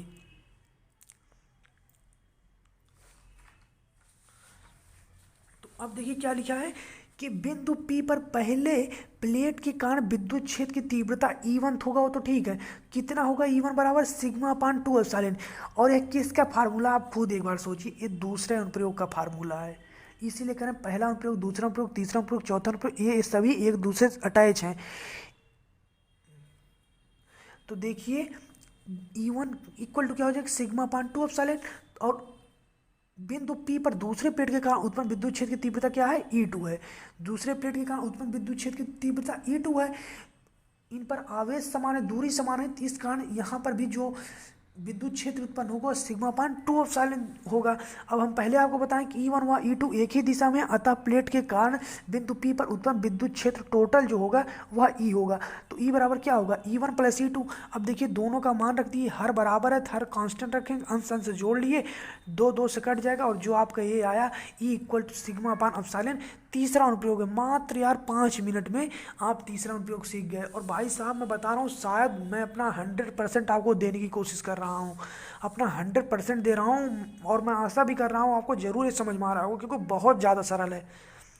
देखिए जितने भी अनुप्रयोग हैं सभी अनुप्रयोग में क्या कॉमन है? E1 E2 लेना है, R दूरी है, बिंदु P है, विद्युत क्षेत्र की तीव्रता की दिशा निकालना है, यही सब है। और क्या? और सभी देखिए दिशा है, धनात्मक प्लेट है, ऋणात्मक प्लेट है, बाहर की ओर होगी, यही सब है। अब चलते हैं हम अपने आगे के टॉपिक पे। तो दोस्तों अब हम आ गए हैं गॉस के चौथे अनुप्रयोग पर। तो अब हम देखेंगे गॉस का चौथा अनुप्रयोग, और इसका देखिए पूरा नाम क्या है। यदि आप इस क्वेश्चन के पूरे क्वेश्चन को अच्छे से समझ गए तो डेरिवेशन बहुत ज़्यादा सरल हो जाएगा। देखिए क्या है कि समान पृष्ठ घनत्व के निकट, एक मिनट रुक जाइए, मैं पेंसिल ले लूँ, एक मिनट। क्या है कि समान पृष्ठ घनत्व के निकट स्थित धन तथा ऋण आवेशित समांतर अचालक प्लेट के बीच तथा बाहर विद्युत क्षेत्र की तीव्रता। यानी क्या कह रहा है कि समान पृष्ठ घनत्व के निकट स्थित, यानी कि कोई पृष्ठ होगा और इस उस पृष्ठ पर जो पृष्ठ आवेश घनत्व होगा वह समान होगा, यानी कि समान पृष्ठ घनत्व के निकट। यानी कि कोई दो प्लेट होंगी और उन दोनों प्लेटों पर पृष्ठ आवेश घनत्व जो होगा वो कैसा होगा, समान होगा। और क्या कह रहा है, समान पृष्ठ घनत्व के निकट स्थित। इन जो दोनों प्लेट हैं इनके निकट स्थित धनात्मक तथा ऋण आवेशित समांतर किसे कहते हैं, जो एक दूसरे के एकदम समान हो उसे कहते हैं एक दूसरे के समांतर। तो धनात्मक तथा ऋण आवेशित समांतर अचालक जो है, अचालक प्लेट के बीच में और प्लेटों के बाहर विद्युत क्षेत्र की तीव्रता। तो देखिए जो दो प्लेट रहेंगे, ये दोनों प्लेटें क्या है, एक दूसरे के समांतर और इन पर पृष्ठ आवेश घनत्व भी समान है। तो इन दोनों प्लेटों के बीच जो है हमें विद्युत क्षेत्र की तीव्रता ज्ञात करनी है और इन दोनों प्लेटों के बाहर भी विद्युत क्षेत्र की तीव्रता हमें ज्ञात करनी है। तो अब चलिए हम देखते हैं इसे अच्छे से। तो देखिए ये थोड़ा सा बड़ा है, इसीलिए मैं इसे थोड़ा जल्दी समझाने का प्रयास करूंगा और बताऊंगा भी, और आप डायग्राम पे थोड़ा सा मैं समय दूंगा आपके पास। देखिए यहाँ पे हम दो प्लेटें लेते हैं, दोनों प्लेटें अचालक होती हैं जो कि एक दूसरे के समांतर होती हैं, जैसा कि आपके क्वेश्चन में कहा गया है, ठीक है। और देखिए जो पहली प्लेट है आप देख रहे हैं, पहली प्लेट धन आवेशित है तथा दूसरी प्लेट ऋण आवेशित है, यानी कि ऋण आवेश है, यानी कि ऋण आवेशित है। और देखिए दोनों पृष्ठों को जब एक, यानी कि जो दोनों पृष्ठ हैं इन दोनों पृष्ठों पर क्या है, इन दोनों पृष्ठों पर आवेश मतलब एक समान रूप से वितरित है, इसीलिए इन दोनों पृष्ठों का पृष्ठ आवेश घनत्व जो है वो समान है, ठीक है। क्योंकि इन दोनों पृष्ठों को देखिए समान क्षेत्र पर मतलब एक दूसरे के समांतर है, तो इनमें आवेश भी समान है, तो इसलिए इनका पृष्ठ आवेश घनत्व जो होता है वह भी समान होता है, क्योंकि क्षेत्रफल समान है, आवेश एक समान रूप से वितरित है। अब देखिए आगे क्या होता है कि ये जो दोनों प्लेट हैं, इस प्लेट से देखिए पहले प्लेट से पी दूरी पर, देखिए नहीं पहले एक गलत है, प्लेटों के बाहर, इन दोनों प्लेटों के बाहर एक बिंदु हम पी ले लेते हैं, यहाँ पर एक बार विद्युत क्षेत्र की तीव्रता देखेंगे, और इन दोनों प्लेटों के अंदर एक बिंदु क्यू ले लेते हैं, यहाँ पर विद्युत क्षेत्र की तीव्रता देखेंगे। तो देखिए हमें क्या निकालना, हमें बीच तथा बाहर में विद्युत क्षेत्र की तीव्रता निकालनी है। तो मैं आपको बता दूं, जैसे आप बाहर विद्युत क्षेत्र की तीव्रता जो यहाँ निकालेंगे, जो यहाँ पे प्राप्त होगा वही यहाँ पे प्राप्त होगा, वही यहाँ पे प्राप्त होगा, वही यहाँ पे प्राप्त होगा। और यदि आप विद्युत क्षेत्र की तीव्रता जो यहाँ पे निकालेंगे प्राप्त होगा, वही यहाँ पे प्राप्त होगा, वही यहाँ पे और वही यहाँ पे प्राप्त होगा, ठीक है। तो देखिए क्या है, दोनों प्लेटों के बाहर हम एक बिंदु P ले लेते हैं और दोनों प्लेटों के अंदर एक बिंदु Q ले लेते हैं। अब देखिए आगे जो दोनों प्लेट हैं, इस पहले प्लेट के कारण, इस पहले प्लेटों के बाहर जो होता है, प्लेटों के बाहर जो बिंदु P है, इस बिंदु P पर पहले प्लेट के कारण जो विद्युत क्षेत्र होगा वह E2 होगा, और उसकी दिशा जो होगी, एक मिनट यार, जो पहला, यार थोड़ा सा कंफ्यूज हो जा रहे हैं हम भी, देखिए लेकिन जो पहली प्लेट है, इस पहले प्लेट के कारण जो है बिंदु P पर जो विद्युत क्षेत्र उत्पन्न होगा वह E1 होगा। पहले प्लेट के कारण बिंदु P पर उत्पन्न विद्युत क्षेत्र E1 होगा, और हमने बताया विद्युत क्षेत्र की दिशा किस साइड रहेगी, बाहर की, क्योंकि धनात्मक प्लेट के लिए देख रहे हैं पहले प्लेट के कारण, तो धनात्मक प्लेट से क्या होता है, बाहर की तरफ होता है, तो इसीलिए इसका दिशा ऐसा होगा। अब जब दूसरे प्लेट के कारण बिंदु P पर विद्युत क्षेत्र देखेंगे तो इसकी दिशा प्लेट की ओर होगी, क्योंकि हमने आपको गॉस के नियम में बताया था कि ऋणात्मक प्लेट की ओर विद्युत क्षेत्र की दिशा होती है और धनात्मक प्लेट से विपरीत होती है। तो देखिए धनात्मक प्लेट है तो इसके बाहर की तरफ होगी, ऋणात्मक प्लेट है तो प्लेट की ओर होगी। अब देखिए तो प्लेट के बाहर की स्थिति है। अब जब हम प्लेट के अंदर देखेंगे तो प्लेट के अंदर क्या है, एक बिंदु Q, और इसके लिए जो विद्युत क्षेत्र होगा E1 होगा, और इसकी दिशा भी बाहर की होगी क्योंकि प्लस के लिए बाहर। अब ऋणात्मक आवेश कारण जो देखेंगे अंदर हम विद्युत क्षेत्र, तो उसकी भी दिशा ऋणात्मक आवेशित प्लेट की तरफ ही होगी। तो अब देखिए हम क्या करेंगे, यहीं पे देखिए हम यहाँ पूरा यही चीज़ लिखें कि माना दो अचालक प्लेट हैं, एक दूसरे के समांतर हैं, एक दूसरे के समांतर और निकट स्थित है। पहले प्लेट पर धनात्मक आवेश है, दूसरे प्लेट पर ऋणात्मक आवेश है। प्लेटों के बीच में स्थित किसी बिंदु Q, प्लेटों के बीच में कौन सी बिंदु है, प्लेटों के बीच में स्थित किसी बिंदु Q पर तथा प्लेटों के बाहर स्थित किसी बिंदु P पर विद्युत क्षेत्र की तीव्रता हमें ज्ञात करनी है। बहुत आसानी के साथ आप समझ गए होंगे। अब देखिए क्या निकालते हैं कि हम जानते हैं कि किसी आवेशित अचालक के कारण उसके निकट स्थित किसी बिंदु पर विद्युत क्षेत्र की तीव्रता क्या होती है। क्या कह रहा है कि हम जानते हैं किसी आवेशित अचालक के कारण उसके निकट स्थित किसी बिंदु पर विद्युत क्षेत्र की तीव्रता का सूत्र क्या होता है, ई इक्वल टू सिग्मा पान टू अब साइलेंस जीरो। तो अब हम क्या देखेंगे, अतः पहले प्लेट के कारण बिंदु पी पर विद्युत क्षेत्र की तीव्रता। अभी देखिए हम बाहर के लिए बात कर रहे हैं, एक सेकंड रुक जाइए, मैं आपको बताना चाहता हूँ अच्छे से, 1 मिनट। देखिए क्या कह रहा है, 1 मिनट में इसे,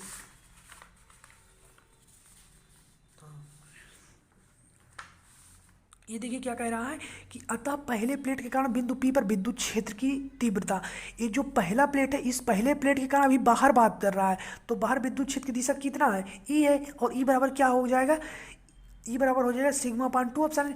और ठीक इसी प्रकार से क्या लिखेंगे कि इसी प्रकार दूसरे प्लेट, ये जो दूसरा प्लेट है, इस दूसरे प्लेट के कारण विद्युत क्षेत्र जो है, विद्युत क्षेत्र जो है ई, विद्युत, इसी प्रकार से दूसरे प्लेट के कारण बिंदु P पर विद्युत क्षेत्र जो होता है E2 बराबर कितना हो जाएगा, सिग्मा पान टू ऑफ साइलेंट।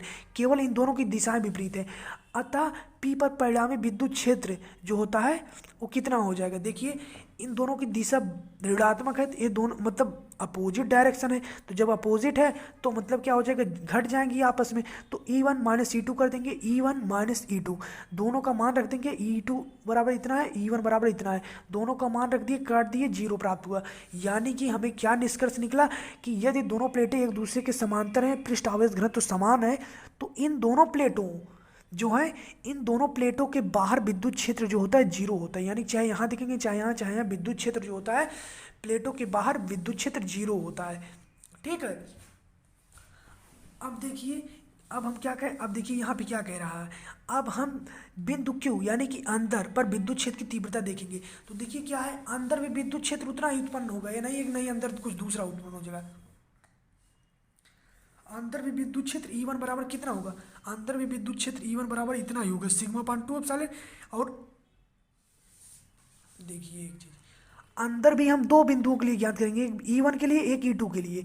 तो देखिए अंदर भी E1 बराबर हो जाएगा सिग्मा पान टू एप्सिलॉन, और E2 बराबर सिग्मा पान टू एप्सिलॉन हो जाएगा। E1 E2 बराबर दोनों अंदर के लिए। और देखिए अब यहाँ पे लेकिन दोनों की दिशा समान है, अब जब दोनों की यहाँ पे दिशा समान है तो यहाँ पे क्या हो जाएगा, देखिए क्या कह रहा है कि जो अंदर की बात कर रहे हैं तो E1 E2 एक ही दिशा में, अतः ये आपस में जुड़ जाएंगी, तो E बराबर क्या हो जाएगा, E1 प्लस E2। तो देखिए दोनों का मान रखेंगे तो हर बराबर है, अंश जुड़ जाएगा, टू से इसके बाद कट जाएगा, इसके बाद ये आ जाएगा।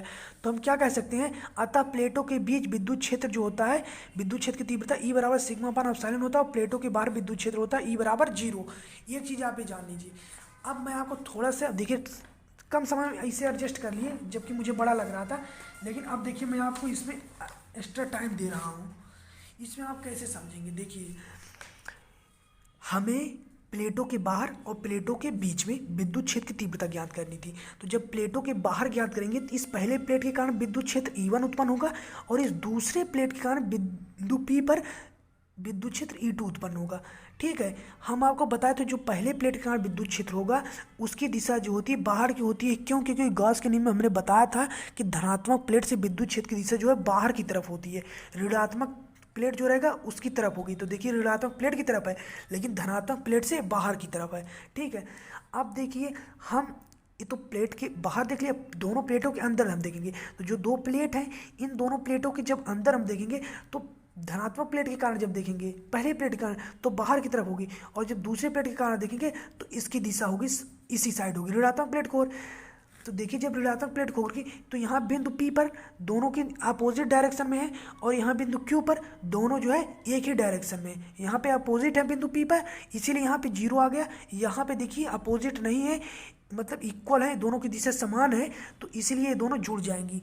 और देखिए चाहे हम एक चीज़ आप पे जाने, चाहे हम बाहर ज्ञात करेंगे E1 E2, और चाहे हम अंदर E1 E2 ज्ञात करेंगे, ई बराबर क्या आ जाएगा, सिग्मा अपान टू एप्सिलॉन ही आएगा।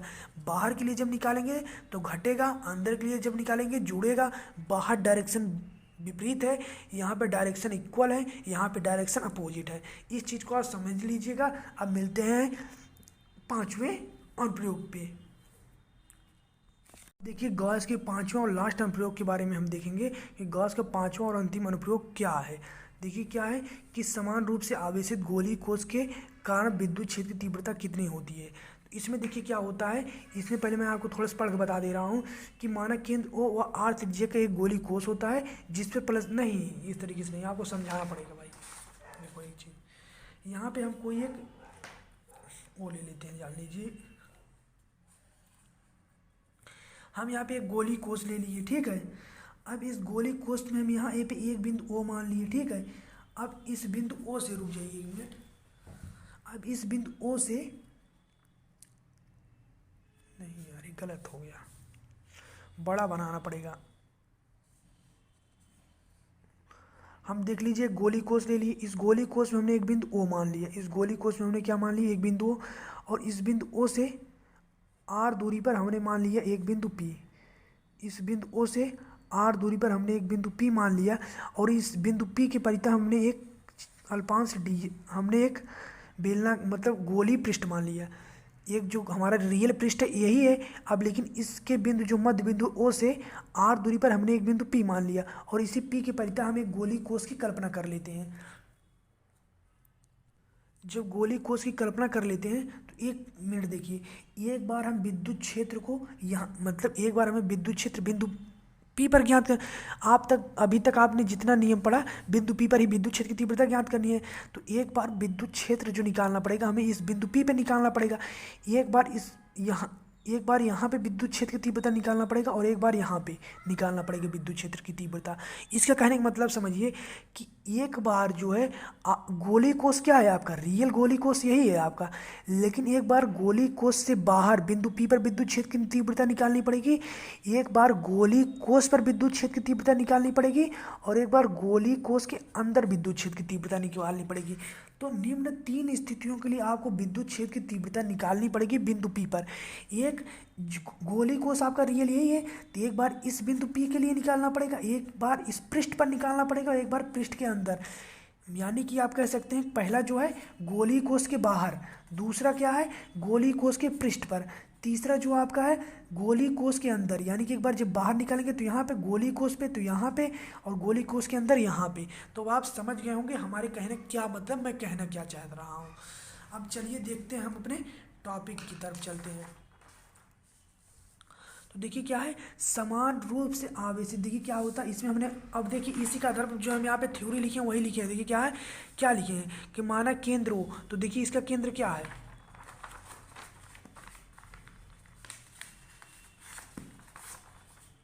देखिए हमने क्या बताया आपको कि मानक केंद्र हो व त्रिज्या आर। तो देखिए मानक केंद्र हो और इसका त्रिज्या आप मान लीजिएगा आर, ये चीज़ आपका इंपॉर्टेंट, केंद्र ओ यहाँ पे है, बिंदु ओ यहाँ पे, और त्रिज्या आर यहाँ पे है, ठीक है। और इसकी जो दूरी है स्मॉल आर है, कैपिटल आर इसकी त्रिज्या है, स्मॉल आर इसका दूरी है, ठीक है। अब देखिए क्या कह रहा है कि मानक केंद्र ओ व त्रिज्या आर का एक गोली कोष है जो प्लस क्यू आवेश से घिरा है। ये जो आवेश है ना, ये प्लस क्यू आवेश से घिरा हुआ है, ठीक है। ये प्लस क्यू जो गोली कोष हम माने हैं, ये प्लस क्यू आवेश से घिरा है, एक समान रूप से घिरा है, और इस गोले पर निम्न तीन स्थितियों पर हमें विद्युत क्षेत्र की तीव्रता निकालनी है। आप जानते हैं विद्युत क्षेत्र की तीव्रता वहीं निकालते हैं जहाँ पे बिंदु पी होता है। तो एक बार इस गोली कोष के बाहर बिंदु पी को लेके जाएंगे, वहाँ पे विद्युत क्षेत्र की तीव्रता, एक बार इसी गोली कोष के पृष्ठ पर ले आएंगे, वहाँ पे विद्युत क्षेत्र की तीव्रता, एक बार गोली कोष के अंदर ले जाएंगे तो वहाँ पर विद्युत क्षेत्र की तीव्रता। इसीलिए यहाँ कह रहा है कि निम्न तीन स्थितियों के लिए। देखिए जो पहली स्थिति क्या है, यदि बिंदु पी गोली कोष के बाहर स्थित है, हमने बताया कि रियल गोली कोष आपका ये है। अब इस गोली कोष से हम यहाँ पे आर दूरी पर एक बिंदु पी मान लेते हैं, और इसके परितः हम एक मतलब गोली पृष्ठ की कल्पना करते हैं, गोली कोष की कल्पना करते हैं। अब देखिए इस पर जो है एक समान रूप से हम आप आवेशित कर दीजिएगा, इसे एक समान रूप से, ये एक समान रूप से आवेशित है। और इस कंडीशन के लिए मैं क्या कह सकता हूँ कि दूरी आपकी बड़ी है त्रिज्या से, त्रिज्या आपकी स्मॉल आर है, दूरी आपकी क्या है कैपिटल आर। एक मिनट, जो आपकी त्रिज्या है वो आपका क्या है कैपिटल आर है, त्रिज्या आपकी क्या है, त्रिज्या जो आपका है वो कैपिटल आर है, ठीक है। और जो दूरी आपकी है स्मॉल आर है, जो स्मॉल आर दूरी है, तो दूरी बड़ी है त्रिज्या। देखिए त्रिज्या जो है इसका डिस्टेंस इतना है, लेकिन दूरी का डिस्टेंस इतना ज़्यादा है, काफ़ी ज़्यादा है, दूरी यहाँ से लेके यहाँ तक है, और जो रेडियस है यानी कि त्रिज्या है उसका यहाँ तक है। तो त्रिज्या आपकी कम है, दूरी आपकी बड़ी है, तो दूरी बड़ी है किससे, त्रिज्या से। तो अब देखिए क्या कहेंगे हम कि यदि बिंदु P जो है गोली कोष के बाहर स्थित हो तब विद्युत क्षेत्र की तीव्रता कितनी होगी। तो उसके लिए आप ब्रैकेट में इतना एक कंडीशन जरूर दिखा दीजिएगा। तो क्या लिखेंगे कि बाह्य कोष से गुजरने वाला विद्युत फ्लक्स जो होता है फाई बराबर कितना होता है EDS, और हम जानते हैं कि vector A into vector B बराबर क्या होता है EDS कॉस थीटा। तो यहाँ पे EDS कॉस थीटा हो जाएगा। अब देखिए यहाँ पे जो थीटा इक्वल टू होगा वह 0 अंश होगा, ठीक है, क्योंकि विद्युत क्षेत्र की दिशा देखिए इस साइड है और 5 DS की दिशा भी इस साइड होगी। तो जब थीटा इक्वल टू 0 अंश लग देंगे तो हम जानते हैं इसका इंटीग्रेशन कर देंगे, इसका इंटीग्रेशन करेंगे। जब इसका इंटीग्रेशन करेंगे तो डी एस कॉस थीटा जो कॉस थीटा बराबर डी थीटा बराबर 0 अंश रखेंगे और 0 अंश का मान हो जाएगा 1। तो इतना खत्म हो जाएगा कहानी और बचेगा क्या है आपका ए बचेगा। और जब आपका ए बचेगा तो डी एस बराबर जानते हैं गोली कोष के लिए जो गोली पृष्ठ का जो क्षेत्रफल होता है या गोली कोष का जो क्षेत्रफल होता है 4πr²। तो यहाँ पे हम क्या रख देंगे ई बराबर 4πr² रख देंगे। अब देखिए जब यहाँ पे ई बराबर 4πr² रखेंगे तो क्या हो जाएगा। तो जब हम यहाँ पे ई बराबर फाई बराबर क्या रख देंगे ई अपान 4πr²। तो देखिए यहाँ पे तो ई रहेगा और गॉस के नियम में क्या पढ़े थे फाई बराबर क्या होता है क्यू अपान एप्सिलॉन। तो यहाँ पे जो है यहाँ पे क्यू अपान एप्सिलॉन कर दिए और यहाँ पे जो है वैसे कर दिए। ई बराबर हमें ज्ञात करना है तो ई को हम इस साइड ले लिए, अरे यार भाई ज़्यादा गलती कर दी, ई को हम इस साइड कर लिए, क्यू अपान एप्सिलॉन को हम इसी साइड कर दिए, 1/4πr² का भाग कर दिए। इस 4π को हम इस साइड कर देंगे तो क्या हो जाएगा 1/4πr²। तो वही देखिए 1/4πr², क्यू अपान एप्सिलॉन था वैसे था। तो देखिए गोली कोष का जो विद्युत क्षेत्र होता है वो यही होता है, इसे हम समीकरण 1 मान लेंगे। अब देखिए हम आपको बताए थे एक बार गोली कोष के बाहर निकालेंगे, एक बार गोली कोष के पृष्ठ पर। तो जब गोली कोष के पृष्ठ पर निकालेंगे तो यहाँ पे जो त्रिज्या और दूरी ये आपस में बराबर हो जाएगी। यदि बिंदु P जो है गोली कोष के सतह पर, अब तक हम बाहर देख रहे हैं लेकिन अब क्या कह रहे हैं गोली कोष के सतह पर हो तो विद्युत क्षेत्र कितना होता है। तो इसके लिए जो त्रिज्या होती है वो दूरी के बराबर है, क्योंकि आप देख सकते हैं त्रिज्या और दूरी आपस में बराबर है। तो इसमें हम क्या कर सकते हैं कि समीकरण 1 में r equal to small r equal to capital R, जो इसमें समीकरण 1 में स्मॉल r दिया है इसमें हम केवल कैपिटल R कर देंगे, यही हमारा हो जाएगा O। अब देखिए जो तीसरी कंडीशन है यानी कि जो गोली कोष है इसके अंदर हम निकालेंगे विद्युत क्षेत्र। तो देखिए अंदर कैसे होगा, तो देखिए हम 3 स्थितियों के लिए ज्ञात किए, 2 स्थितियों के लिए ज्ञात किए, तीसरी स्थिति अब गोली कोष के अंदर आ गए। और देखिए जब गोली कोष के अंदर हमें बिंदु P पर विद्युत क्षेत्र की तीव्रता ज्ञात करनी है, बिंदु P पर विद्युत क्षेत्र यही आपका जान लीजिए यही आपका रियल गोली कोष है। जो रियल गोली कोष है आपका वो जान लीजिए ये वाला है, ठीक है, रियल गोली कोष है। और यहाँ पे हम जान लीजिए यहाँ पे बिंदु P है, रियल गोली कोष आपका ये है। तो देखिए जो रियल गोली कोष है वो आपका यही वाला रियल गोली कोष है। अब देखिए जब इसके अंदर लाए तो यहाँ पर बिंदु P हो गया। जैसे आपको एक सेकंड में बताना चाहता हूँ, जैसे मान लीजिए जो आपका रियल गोली कोष ए था तो जब हम इसके P मतलब बाहर ले गए थे थोड़ा तो इसके परिधि में एक पृष्ठ मान लिए थे, गोली कोष मान लिए थे। ठीक उसी प्रकार जब ये रियल गोली कोष आपका ये इसके अंदर यहाँ पे हम बिंदु P लाए और यहाँ पे विद्युत क्षेत्र की तीव्रता ज्ञात करनी है तो इसके परिधि हमने एक क्या मान लिया गोली कोष मान लिया। अब देखिए यहाँ तक हमने अंतर लाया और जो इसका बिंदु O है, बिंदु O से देखिए त्रिज्या यहाँ तक है और जो आपकी दूरी है वो यहाँ तक है, ठीक है, R है। तो यहाँ पे देखिए त्रिज्या बड़ी है और दूरी आपकी कम है। तो देखिए निम्न 3 स्थितियों के लिए, एक में देखिए दूरी बड़ी थी त्रिज्या कम था, एक में देखिए दूसरे में क्या था त्रिज्या दूरी दोनों बराबर था, लेकिन इसमें देखिए तीसरे में क्या है त्रिज्या बड़ी है दूरी कम है। तो इसमें देखिए क्या लिखेंगे कि देखिए त्रिज्या बड़ी है दूरी क्या है कम है, दूरी क्या है कम है। अब देखिए क्या लिखेंगे गॉसियन पृष्ठ, गॉसियन पृष्ठ जो है गोले की सतह के अंदर होगा तथा इसके द्वारा परिबद्ध आवेश शून्य होगा।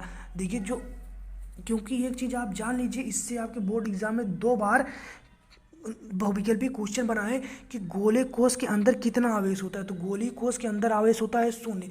अभी मैं आपको बहुविकल्पी क्वेश्चन जब बताऊंगा आगे तो उसमें आपको देखने को मिलेगा कि गॉसियन पृष्ठ जो है गोले की सतह के अंदर होगा अतः इसके द्वारा परिबद्ध यानी कि घिरा हुआ आवेश जो होता है वह 0 होगा, क्योंकि सिग्मा Q इक्वल टू 0 होता है, क्योंकि गोली कोष जो है क्योंकि आवेश जो है गोली कोष की सतह पर होता है।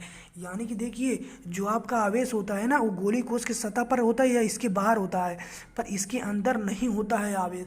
तो यही मान अब substitute the value of R in equation first, यानी कि जो R का मान जो Q का मान प्राप्त हुआ, यानी Q गलत कर दिए, substitute the value of Q in equation first, यानी कि जो हमें यू क्यू का मान प्राप्त हुआ है, इस क्यू के मान जो हमें प्राप्त हुआ है उसे हम समीकरण एक में रख देंगे, और समीकरण एक यही था।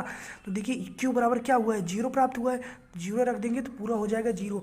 एक चीज़ आप जान लीजिए कि गोली कोष के अंदर जो होता है आवेश कितना होता है, आवेश नहीं होता है गोली कोष के अंदर, आवेश नहीं होता। और इस पर बहुविकल्पी क्वेश्चन आपके बहुत बार पूछा गया, इसलिए मैं यहाँ पे लिख दिया हूँ कि समान रूप से आवेशित गोली कोष के अंदर विद्युत क्षेत्र जो होता है शून्य होता है, शून्य होता है, इसे याद कर लो। अब देखिए, अब हम देखते हैं बहुविकल्पी क्वेश्चन।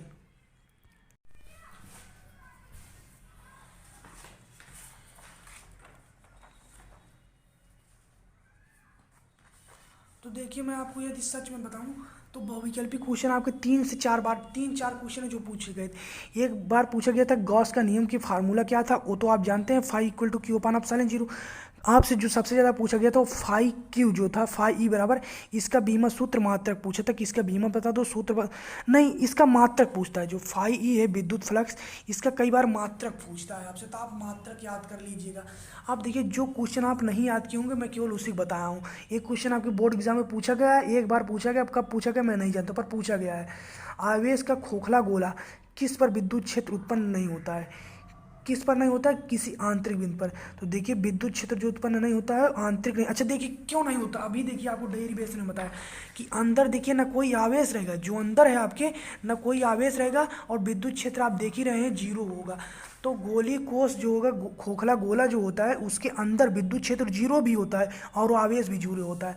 दूसरा देखिए क्या है, गोले के अंदर विद्युत क्षेत्र की तीव्रता होती है, शून्य होती है। अभी आप देखिए दोनों क्वेश्चन जो है इसी पर आधारित है, दोनों क्वेश्चन पूछे गए हैं। मैं कोई ऐसा वैसा क्वेश्चन नहीं करा रहा हूँ आलतू फालतू, आपके पास बुक होगी तो आप देखेंगे दोनों क्वेश्चन पूछे गए हैं। बस यही था, एक क्वेश्चन थोड़ा सा बड़ा था, मैं डायरेक्ट पॉइंट में आपने लिख दिया हूँ बस। अब देखिए तीसरा क्या है, रेखीय आवेश वितरण के लिए सूत्र लिखिए। देखिए रेखीय आवेश वितरण के लिए सूत्र जो होता है लैम्डा इक्वल टू क्यू अपान ए होता है, और पृष्ठ आवेश घनत्व का होता है क्यू अपान ए। इसमें क्या होता है क्यू अपान एल, इसमें क्या होता है सिग्मा इक्वल टू क्यू अपान ए। तो अब देखिए हम चलते हैं अपने न्यूमेरिकल की तरफ।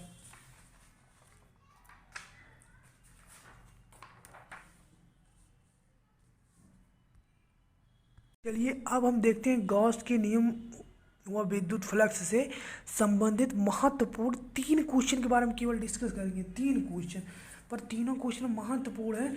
इस पे जरूर एक क्वेश्चन आपके बोर्ड एग्जाम में आएगा, और यदि क्वेश्चन नहीं आया तो इस मेथड पे आ जाएगा, यदि आया तो फिक्स है।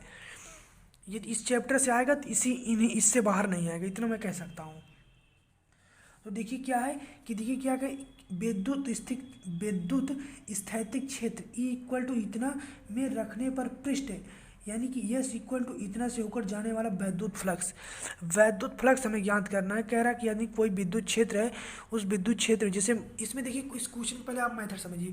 ये कह रहा है कि कोई एक विद्युत क्षेत्र है, ठीक है, इस विद्युत क्षेत्र में कोई हम पृष्ठ रखे हैं, इस पृष्ठ से कितना वैद्युत फ्लक्स निकलेगा। ये विद्युत क्षेत्र है, इस विद्युत क्षेत्र में हम कोई एक पृष्ठ रख दिए, इस पृष्ठ से कितना वैद्युत क्षेत्र, कितना वैद्युत फ्लक्स निकलेगा। और वैद्युत फ्लक्स की परिभाषा भी यही होती है, किसी विद्युत क्षेत्र में काल्पनिक पृष्ठों को गुजरने वाले वैद्युत फ्लक्स बल रेखाओं की संख्या को वैद्युत फ्लक्स कहते हैं।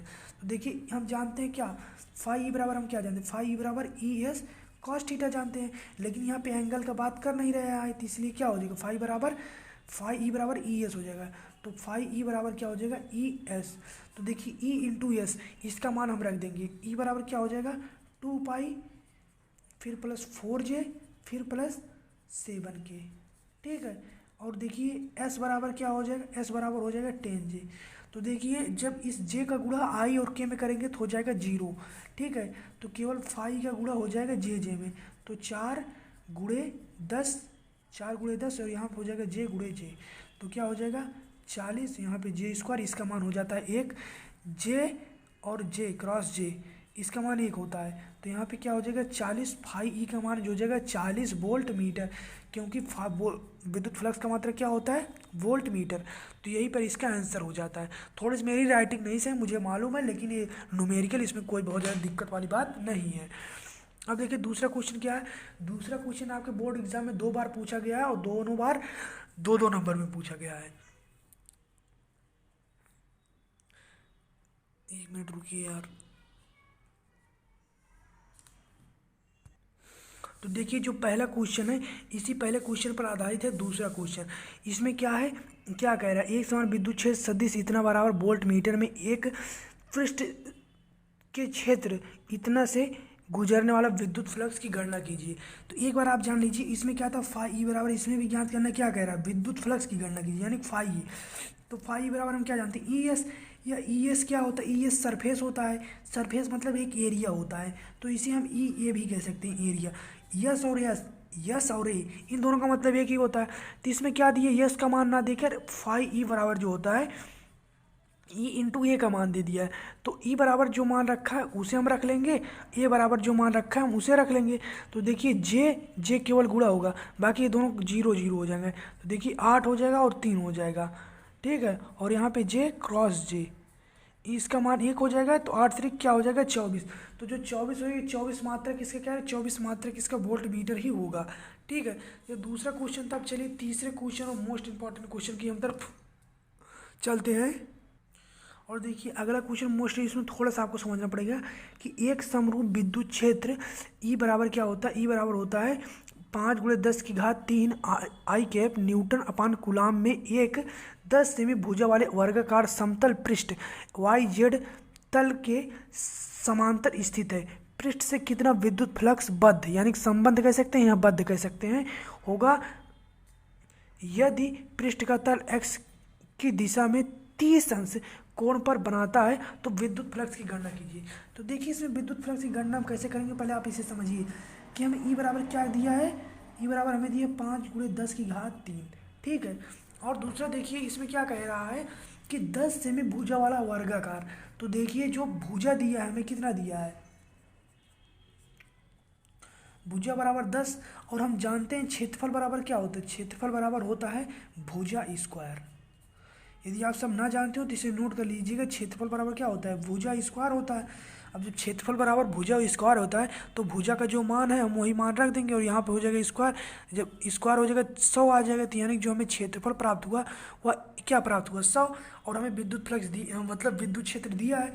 अब जब विद्युत क्षेत्र हमें दिया है, देखिए एक मिनट, क्या है, विद्युत क्षेत्र हमें दिया है आए, और हम क्षेत्रफल निकाल ही लिए हैं, तो हमें क्या चाहिए, फाई ई बराबर क्या चाहिए, फाई बराबर ई ए कॉस थीटा, और थीटा बराबर भी 30 अंश दिया है। तो इसमें हमें करना क्या है, बस केवल एक चीज़ आप यहाँ पे समझिए कि क्या क्या है, यदि पृष्ठ का तल एक्स अक्ष के सापेक्ष एक्स अक्ष की दिशा में 30 अंश का कोण बनाते हैं, यानी कि केवल एक्स अक्ष की बात कर रहा है, वाई अक्ष और जेड अक्ष की, वाई और जेड अक्ष की बात नहीं कर रहा है। अब देखिए इसमें क्या होता है, अब इसका मान हम पहले रख देंगे इस क्वेश्चन पे। देखिए 5×10⁻³ हो जाएगा। इसके बाद देखिए क्या हो जाएगा, इससे क्या है 10 की घात, ये देखिए 2 है ना, लेकिन यहाँ पे एक चीज़ आप समझिए, जैसे क्या है 100 है और इस क्या है सेमी में है, लेकिन जो यहाँ पे हम क्षेत्रफल रखेंगे वह मीटर में रखेंगे, तो इसलिए जो सेमी में है, मतलब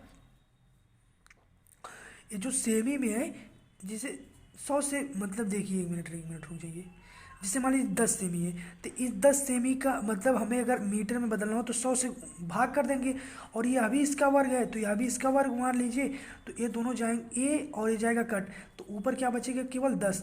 तो जब ये ऊपर जाएगा तो 10⁻−2 हो जाएगा, ठीक है। यानी कि आप अगर ना समझ पाए तो आप केवल इतना जान लीजिए कि जो सेमी होता है उसको जब हम मीटर में चेंज करते हैं तो 10⁻−2 हो जाता है, ठीक है। एक सेमी बराबर कितना मीटर होता है, 100 से, 1 मीटर में कितने सेंटीमीटर होते हैं, जो 1 मीटर होता है, 1 मिनट रुक जाइए, 1 मीटर में कितने सेंटीमीटर हो, 100 सेंटीमीटर।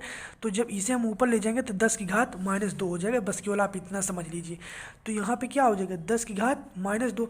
अब जब 10⁻−2 हो जाएगा तो इसका गुणा देखिए हम इसमें कर देंगे, तो यहाँ पे देखिए जब 10⁻−2 है और यहाँ पे क्या है, ये भी -3 है, तो यह भी -3 है, यह भी -2 है, तो -3 -2 क्या हो जाएगा, -5 हो जाएगा। फाई ई बराबर, ये आपका आंसर।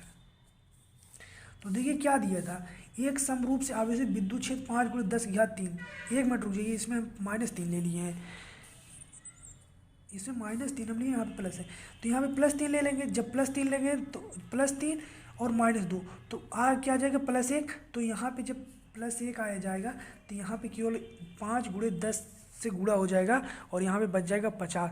तो फाई ई बराबर क्या हो जाएगा 50, फाई बराबर क्या हो जाएगा 50, तो यही जान लीजिए। तो इसमें क्या कह रहा है कि एक समरूप विद्युत क्षेत्र ई बराबर इतना न्यूटन कूलाम में एक 10 सेमी भुजा वाले वर्गाकार समतल पृष्ठ वाई जेड के समांतर स्थित है। तो यहाँ पे जब वाई जेड के समांतर कह दिया ना, तो इसमें हम 0 ले लेंगे, वाई जेड बराबर, ठीक है। अब देखिए, तो ये पहली स्थिति इसके लिए। अब इसके लिए दूसरी स्थिति बात करेंगे। जैसे देखिए इसमें दो स्थिति कहा है। पहली स्थिति में क्या कहा है कि समतल पृष्ठ वाई जेड के समांतर स्थित है। तो जब समांतर के लिए हम देखें तब वाई जेड बराबर हम 0 मान लिए। लेकिन अब क्या कह रहा है, अब वो कह रहा है दूसरी स्थिति में यदि पृष्ठ का तल यक्स की दिशा में 30 अंश का कोण बनाता हो। तो देखिए जब 30 अंश का कोण बनाएगा तो क्या हो जाएगा, एक मिनट देखिए, फाई ई बराबर क्या हो जाएगा, ई एस कॉस थीटा। जब ई एस कॉस थीटा हो जाएगा, तो जब थीटा इक्वल टू हम यहाँ 30 अंश रख देंगे तो कॉस 30 अंश का मान कितना होता है, एक मिनट रुकिए, ई एस बराबर हम ई का पूरा मान रख देंगे। देखिए ई का पूरा मान कितना है, 5 गुणे 10 की घात 3, और एस का कितना मान है, 10 की घात -2। अब जब 10 की घात -2 है तो यहाँ पे जो कॉस 30 है, कॉस 30 अंश का हम मान जानते हैं, रुकिए, 5 गुणे 10 की घात, यहाँ पे 10 की घात -3, यहाँ पे 10 की घात 3 है, यहाँ पे -2, तो यहाँ पे 10 बच जाएगा। और cos 30 अंश का मान कितना होता है, cos 30 अंश का मान 7 होता है, √3/2 इतना ही होता है। तो यहाँ पे देखिए 25 आ जाएगा, 25, और यहाँ पे √3 जो रहेगा, तो इसका जब आप गुणा करेंगे तो 25 √3 हो जाएगा। √3 का मान शायद 1.7 कुछ करके होता है, हमें याद नहीं है, तो यही इतना भी कर देंगे तब भी आपका आ जाएगा। तो यही था आपका गॉस के नियम का पूरा चैप्टर, देख लीजिए, कंप्लीट कर दिया गया पूरा चैप्टर। पहले क्या था, हम कहाँ से शुरू किए थे, विद्युत फ्लक्स से लेकर गॉस का नियम, अनुप्रयोग, क्वेश्चन, बहुविकल्पी सभी खत्म कर दिए। तो यदि आप सभी को ये वीडियो अच्छा लगा हो तो वीडियो को लाइक कर देना, चैनल को सब्सक्राइब कर देना। मिलते हैं नेक्स्ट वीडियो में हृदय की गहराइयों से आपको लास्ट तक देखने के लिए धन्यवाद।